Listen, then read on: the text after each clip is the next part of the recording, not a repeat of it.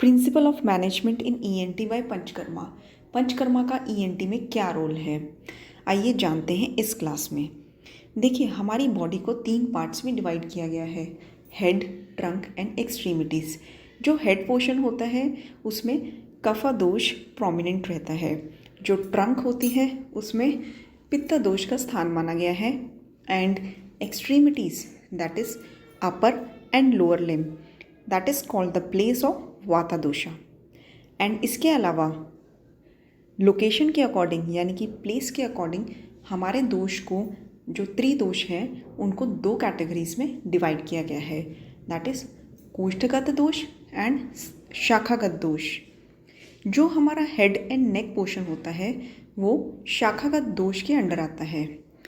सिर में जो हमारा हेड एंड नेक पोर्शन होता है वहाँ पे कफा दोष रहता है। एंड इसके साथ ही अदर पोर्शंस में, जैसे कि आई में आलोचक पित्त प्लस तेज महाभूत, ईयर में वाता दोषा आकाश महाभूत प्लस कफा दोषा, नोज़ में वायु दोष वायु एंड पृथ्वी महाभूत एंड कफा दोषा रहता है। एंड माउथ में कफा दोष प्लस जल महाभूत होते हैं। एंड इसके बाद मैं आपको एक चीज़ और बताना चाहूँगी, जितने भी ईएनटी डिसऑर्डर्स हैं they are categorised based on the prominency based on the aggravation of these दोषास। जितने भी डिसऑर्डर्स हैं हमारी बॉडी में भी, और चाहे वो ईएनटी बेस्ड हो चाहे और भी डिजीज़ हों हमारी बॉडी के अलग पार्ट्स में, उनका रूट कॉज एक ही रहता है, दैट इज़ अनबैलेंस इन त्रिदोषा। अब शाखागत दोष जो हैं इनका रूट कॉज क्या है? एक तो मैंने आपको बता दिया कि त्रिदोष में अनबैलेंस, दूसरा 3 कारण और हैं, और वो ये हैं कि देखिए, हमारा जो शाखागत दोष में हेड एंड नेक पोर्शन आता है, ईएनटी की इस क्लास में हम हेड एंड नेक कंसिडर करेंगे, तो this is the most sensitive part of the body and most exposed part of the body. इसमें 3 कारणों से डिजीज़ होते हैं। सबसे पहला कारण है वाया कोष्ठगत दोष। कोष्ठगत दोष में जब अनबैलेंस होता है, एग्रेवेशन हो जाता है ड्यू टू अपथ्य आहार, तो वो दोष कोष्ठ से निकल के शाखा में आके प्रकोपित होते हैं एंड शाखागत व्याधि उत्पन्न करते हैं। दूसरा है निज डिजीज़।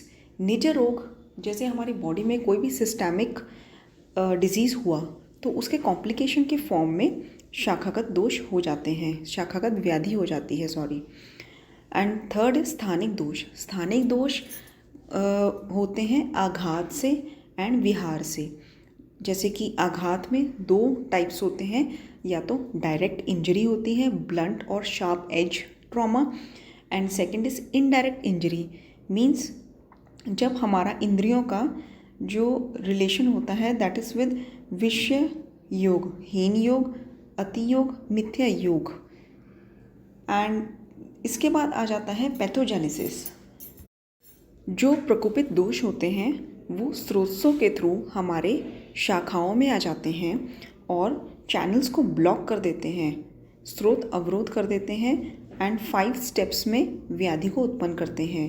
5 स्टेप्स कौन से हैं? निदान पंचक में आते हैं ये। सबसे पहला है संचय, मतलब स्रोतों में दोष ट्रैवल करके शाखा में आके वहाँ एक्यूमुलेट हो जाते हैं, संचय होता है उनका।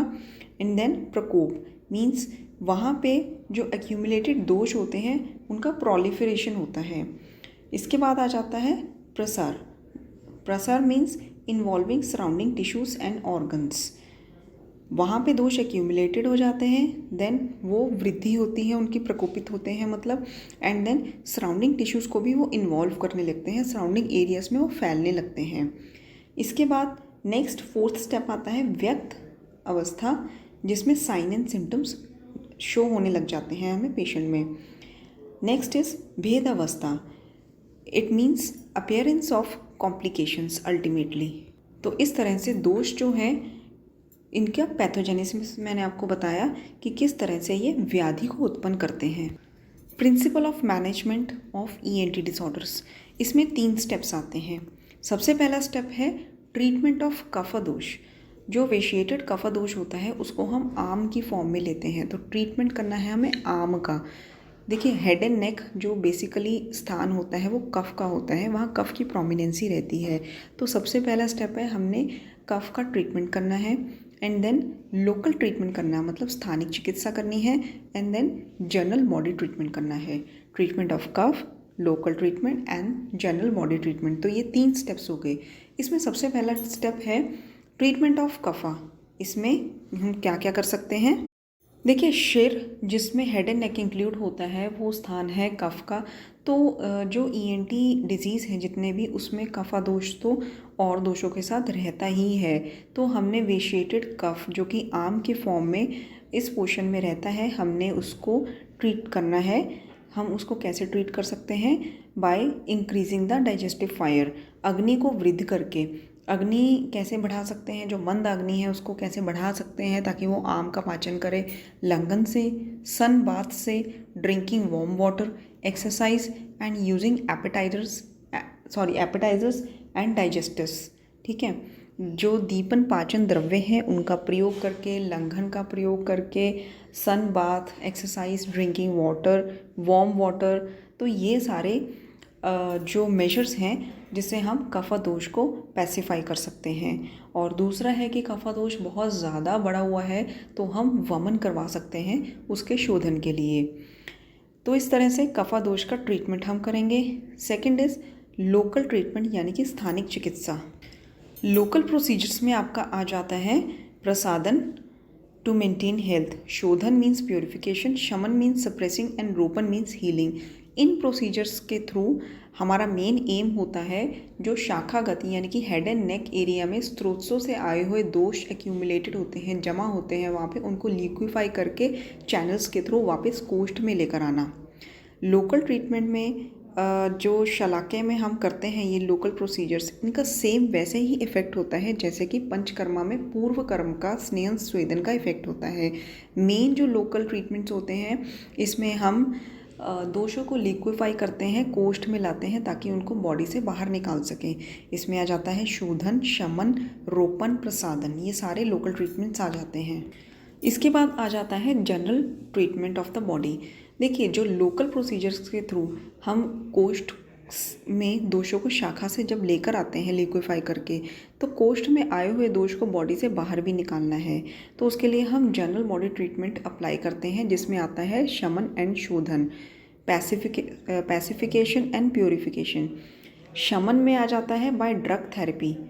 This is done by keeping various factors in mind, जैसे कि रोग बल, रोगी बल, एज ऑफ द पेशेंट, प्रकृति of the patient, mental and financial status of the patient. Herbal medicines दे सकते हैं, इसमें सिंगल ड्रग थेरेपी कॉम्बिनेशन योग बनाकर दे सकते हैं, मिनरल प्रिपरेशंस दे सकते हैं, रसा औषधि, प्रिपरेशन कंटेनिंग प्योरीफाइड पॉइजन्स, विष रिलेटेड औषधियाँ दे सकते हैं। और इसके अलावा रसायन बाल्य चिकित्सा कर सकते हैं, use of vitalisers and according to प्रकृति, type of the patient and according to the season. ये सब फैक्टर्स हमें माइंड में रखकर पेशेंट को दवाई देनी है, ड्रग्स देने हैं। एंड इसके अलावा ऋतु के अनुसार हमने ऑयल या घी यूज़ करना है। ये मैंने आपको सारा शोधन चिकित्सा में बताया हुआ है कि जैसे रेनी सीज़न में वाता प्रकोप होता है तो हमने शोधन में ऑयल यूज़ करना है, ऑटम सीज़न में पित्त प्रकोप है, use of ghee, and spring season में कफा प्रकोप होता है and use of the honey. तो ये सारे फैक्टर्स हमने माइंड में रख के शमन एंड शोधन चिकित्सा करनी है ताकि जो कोष्ठ में आए हुए दोष हैं उनका बॉडी से एलिमिनेशन हो जाए, अपर या लोअर जीआई ट्रैक्ट से। तो इस तरह से पंचकर्मा के थ्रू हम ईएनटी डिसऑर्डर्स जो है वो ट्रीट कर सकते हैं इन मेन 3 स्टेप्स। सबसे पहले कफा दोष है जो ईएनटी डिसऑर्डर्स में हर एक डिजीज़ के साथ एसोसिएटेड रहता ही है, तो हमें सबसे पहले कफा दोष को कंसीडर करना है, आम का ट्रीटमेंट करना है, आम चिकित्सा एंड देन स्थानिक चिकित्सा फॉर लिक्विफिकेशन ऑफ द दोष, उसको कोष्ठ में लाने के लिए, and then general body treatment, कोष्ठ में आए हुए दोषों को बॉडी से बाहर निकालने के लिए।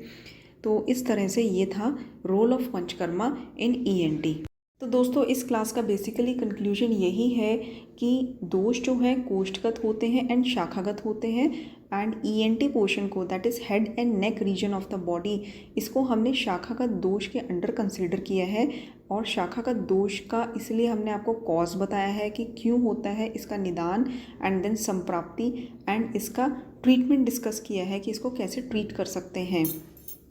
ईएनटी डिसऑर्डर्स को ट्रीट करने के इस क्लास में हमने बेसिक प्रिंसिपल्स बताए हैं। तो आई होप आपको ये क्लास इंफॉर्मेशनल लगी होगी एंड इस क्लास में दी गई इंफॉर्मेशन को आप ईएनटी पेशेंट्स में ज़रूर यूज़ करेंगे एंड अपने रिजल्ट्स बताएंगे। तब तक के लिए नमस्कार, थैंक यू।